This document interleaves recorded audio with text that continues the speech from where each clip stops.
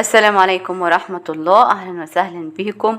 والنهاردة هنتكلم عن مسلسلات وشخصيات الدراما في رمضان. أول شخصية من شخصيات الدراما في رمضان في مسلسلات رمضان أمير كرارة، ينفصل عن زوجته ويعيش حب جديد في بيت الرفاعي.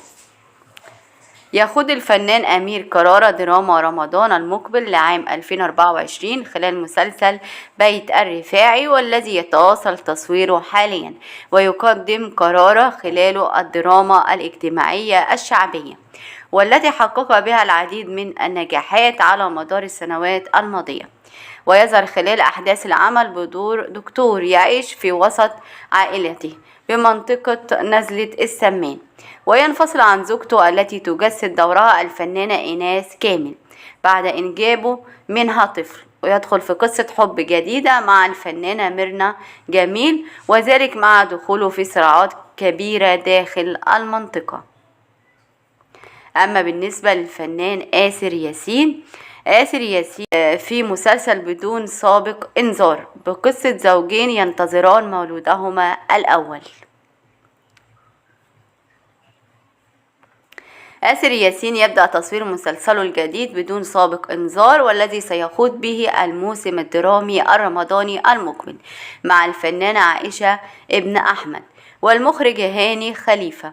كما يشارك في هذا المسلسل عدد آخر من النجوم وهم أحمد خالد صالح. أما بالنسبة للفنانين، مي سليم متزوجة من مراد مكرم وشقيقها محمود حجازي في سر إلهي. أما الفنان حسن الرداد سائق ميكروباص في محارب.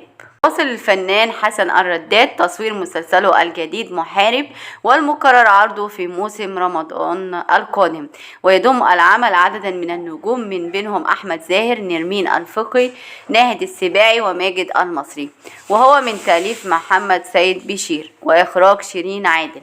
وتدور أحداث المسلسل في إطار شعبي اجتماعي حول شخصية حسن الرداد، والذي يظهر في دور سائق ميكروباص، ولكن تمر حياته بالعديد من الأزمات، كما أنه سيظهر من أصول صعيدية ويهرب من الثأر، وتتوالى الأحداث خلال الحلقات بين الإثارة والإنسانيات.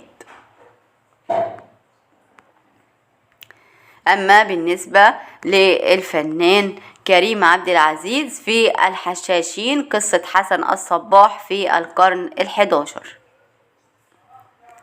يتواجد الفنان كريم عبد العزيز في الموسم الرمضاني المقبل من خلال مسلسل الحشاشين، والذي تدور أحداثه في القرن ال11 حول قصة حسن الصباح مؤسس جماعة الحشاشين، ويشارك في بطولته نخبة من النجوم منهم فتحي عبد الوهاب، أحمد عيد، ميرنا نور الدين، سوزان نجم الدين، وعمر الشناوي. والعمل من تأليف عبد الرحيم كمال وإخراج بيتر ميمي. أما الفنانة الجميلة ياسمين صبري فهي فتاة من الإسكندرية في رحيل، تنتمي لأسرة متوسطة الحال وتطمح لتحقيق المزيد من أملها.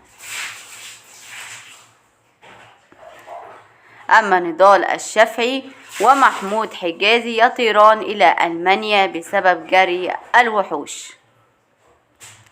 نضال الشافعي يواصل تصوير مشاهده في مسلسل جري الوحوش المقرر عرضه في رمضان 2024. سيسافر مع محمود حجازي إلى ألمانيا في 25 فبراير لتصوير بعض المشاهد قبل العودة للاستمرار في التصوير بالقاهرة، علما بأن قصة المسلسل لا تتشابه مع فيلم جري الوحوش. بين الإطار الرئيسي للقصة إذ سيكون هناك اختلافا كبيرا بين العملين. أما الفنانة جميلة رجينة تتعرض للغدر من إخواتها وتدخل في السجن في سر إلهي. تواصل الفنانة رجينة تصوير أحداث مسلسلها الجديد سر إلهي، والمكون من 15 حلقة، والمقرر عرضه في شهر رمضان المقبل.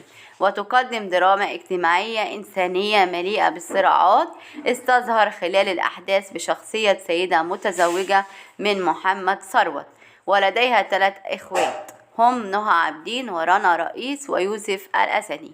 وتتعرض رجينا للغدر من أخوتها، كما تدخل في عداء مع أشخاص آخرين وتدخل السجن بسببهم.